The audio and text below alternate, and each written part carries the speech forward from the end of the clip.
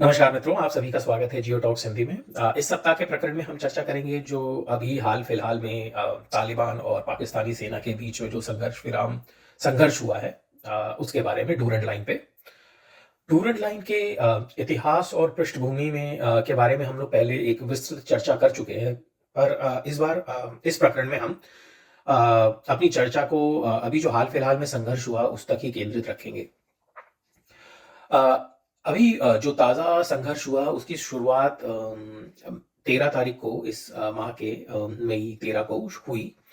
जो पक्तिका प्रांत है अफ़गानिस्तान का उसमें जाज़ी अयूब अयूब जो ज़िला है, शुरुआत वहाँ से हुई।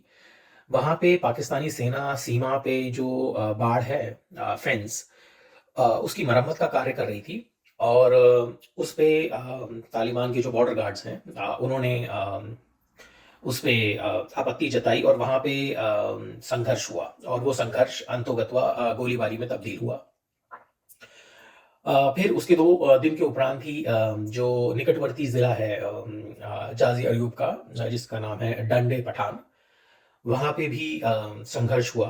वहाँ पे तालिबान का ये कहना है कि पाकिस्तानी सेना ने एक नई सीमा चौकी का बॉर्डर आउटपोस्ट का निर्माण किया, जिस पे हमने आपत्ति जताई और वहाँ पे अंततोगत्वा गोलाबारी हुई। इस संघर्ष में दोनों तरफ से लोग हताहत हुए हैं और इसमें भारी हथियारों का भी इस्तेमाल हुआ। अ, अभी जैसे पाकिस्तान ने 2021 में ही नेटो के जाने के बाद से वहाँ पे डूरंड लाइन पे पहले वहाँ पे अर्धसैनिक बलों की तैनाती होती थी पाकिस्तान की तरफ से, जैसे फ्रंटियर कोर, लेवीज़ और रेंजर्स की। 2021 से पाकिस्तान ने वहाँ पे पाकिस्तानी सेना की तैनाती की है। और इसमें ये जानने की कोशिश करते हैं कि ये मामला असल में रहा क्या? क्योंकि ख़ास तौर पे जो हमारी हिंदी भाषी मीडिया, मेनस्ट्रीम मीडिया है, वो हर चीज़ को बहुत ज़्यादा एक सेंसेशन क्रिएट करके न्यूज़ परोसते हैं आजकल लोगों को। तो उसमें जो जानकारी कम होती है, हो-हल्ला ज़्यादा होता है। इसीलिए अगर किसी विषय को थोड़ा गंभीरता से जानना हो, तो हिंदी मीडिया जो चैनल हैं, उनको नहीं देखना चाहिए क्योंकि वो उन लोगों की रिपोर्टिंग ज़्यादातर कमांडो कॉमिक चैनल्स की तरह ही होती है। मतलब वो लोग जितना शोर-शराबा मचा रहे हैं, उतना तो अफ़गान या पाकिस्तानी मीडिया भी नहीं कर रही।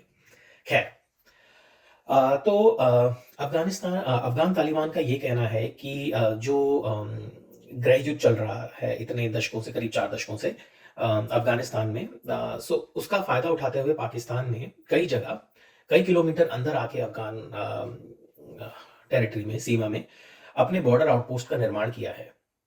क्योंकि पहले भी जो सरकारें थीं, जैसे डॉक्टर अशरफ गनी की, उससे पहले हामिद करज़ई थी, तो वो लोग भी सीमा के मामले में या डूरंड लाइन के मामले में पाकिस्तान की बस केवल भर्त्सना ही करते थे और इससे ज़्यादा वो लोग कभी आगे बढ़े नहीं इस मामले में। और बॉर्डर पेट्रोलिंग भी अफ़गानिस्तान की तरफ से इस सीमा की होती नहीं थी।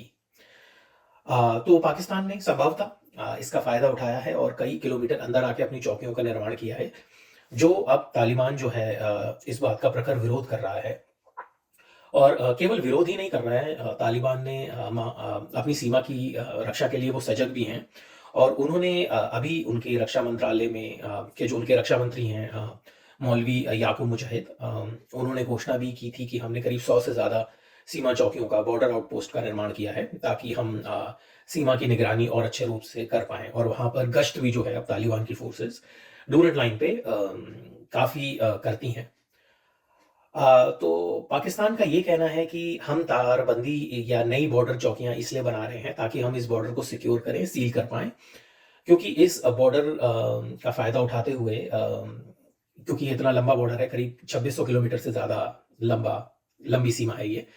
जो तहरीक-ए-तालिबान जिसको हम लोग पाकिस्तानी तालिबान के रूप से जानते हैं, वो इसका फ़ायदा उठाते हैं और अफ़गानिस्तान में अपने ठिकानों में रहते हैं और सीमा पार करके पाकिस्तान में हमला करके वापस अफ़गानिस्तान चले जाते हैं। इसीलिए पाकिस्तान अपनी तरफ से इस सीमा को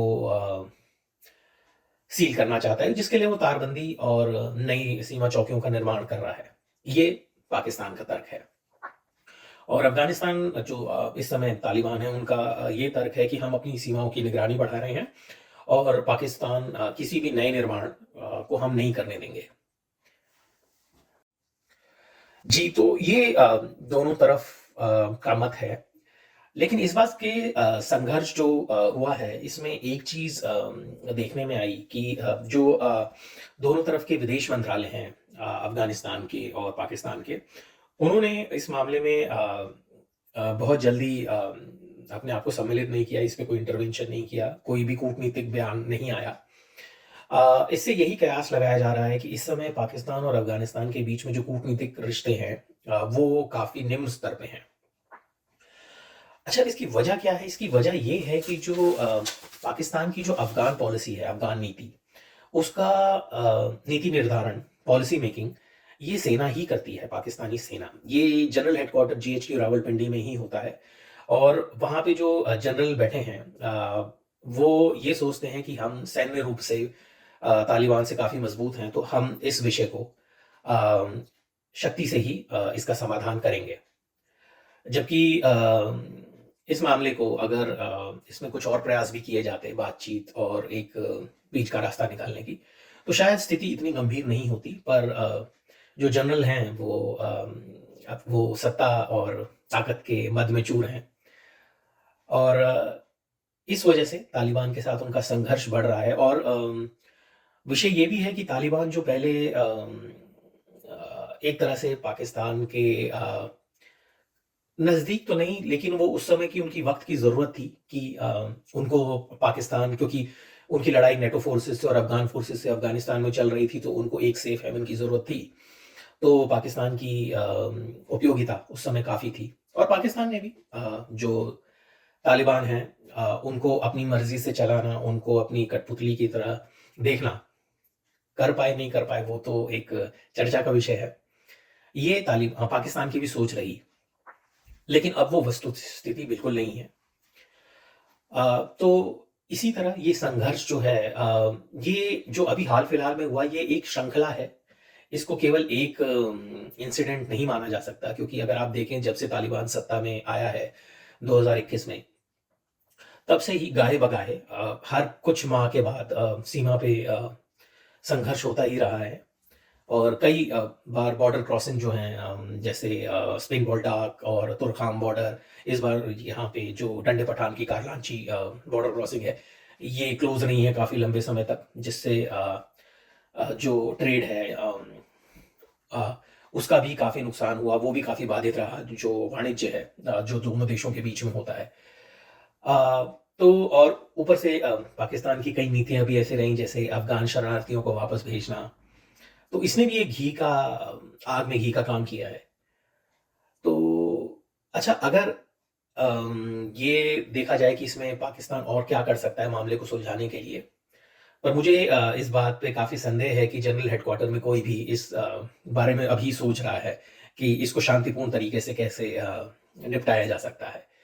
अगर शांति पाकिस्तान चाहता है कि अफ़गान सीमा पे भी शांति रहे, तो उन्हें कुछ कदम उठाने पड़ेंगे, जैसे कि जो अफ़गानिस्तान है उसको एक इक्वल नेशन जो है अदर को की तरह समझना पड़ेगा और सीमा पे किसी भी जो अभी वस्तुस्थिति है, स्टेटस को, उसको एक तरफ़ा कार्रवाई से कभी भी पाकिस्तान चेंज करने की, तब्दीली करने की कोशिश ना करे। और जो बॉर्डर विवाद है, सीमा विवाद है, उसके बारे में एक समग्र बातचीत का रास्ता पाकिस्तान अपनाए और इस पे कूटनीतिक प्रयास किए जाएँ, तब इसका कुछ एक स्थायी समाधान निकलने की उम्मीद हो सकती है। परंतु अगर जो पाकिस्तानी जनरल हैं वो ये सोचेंगे कि वो शक्ति का सहारा लेके इस मामले को सुलझा पाएँगे, ये उनका मुग़ालता है, ये वो कर नहीं पाएँगे। क्योंकि तालिबान जो है वो भी, अगर ये मामला आगे बढ़ता है, वो भी कई अपने गैर परंपरागत जो लड़ने के तरीके रहे हैं, जब वो एक गुरिल्ला फ़ोर्स थी, वो अगर अपनाने लगे तो पाकिस्तान के लिए भी स्थितियाँ काफ़ी गंभीर हो जाएँगी। इसीलिए सबकी भलाई इसी में है, अफ़गानिस्तान और पाकिस्तान की, कि इस मामले पे एक समग्र बातचीत का रास्ता अपनाया जाए। मित्रों, आप सभी, आज हमने चर्चा की जो अभी हाल-फिलहाल में जो संघर्ष हुआ है आफ-पाक सीमा पे, उसके बारे में। आप सभी से निवेदन है कि आप जियो टॉक्स हिंदी को सब्सक्राइब करें ताकि हमारी जब भी कोई नई वीडियो अपलोड हो, उसका आपको नोटिफ़िकेशन तुरंत मिल जाए।